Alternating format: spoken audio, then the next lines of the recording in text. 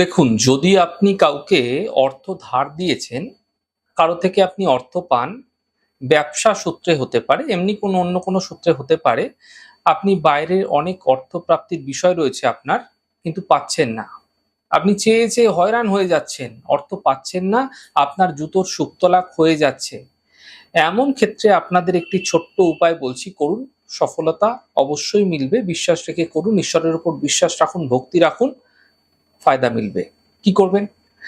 দেখুন, আপনি আপনার হাতের যে তালু আছে না, এই তালুর এই যে শুক্রের যে মাউন্টটা আছে, শুক্রের এই মাউন্টের উপর 24 সবুজ রঙের কালির কলম দ্বারা 24 প্রত্যেকভাবে লিখুন, সর্বদা লিখুন, যখনই মুছে যাবে তখনই লিখুন।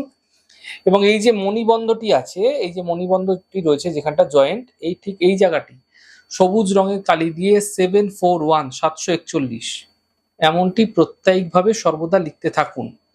এবং এর ওপরে সামান্য যে দারচিনি গুঁড়ো আছে, দারচিনির গুঁড়ো দিয়ে আপনারা ক্রমাগত যে পাওনা অর্থগুলো রয়েছে, যাদের থেকে আপনি অর্থ পান তাদের কথা চিন্তা করে আপনি কিন্তু সেই জায়গাটাকে রাব করুন। এমনটি প্রত্যেকভাবে করতে থাকুন। দ্রুত সফলতা পেতে আপনি দেখতে পাবেন, আপনার অর্থ প্রাপ্তি ঘটতেও আপনি দেখতে পাবেন।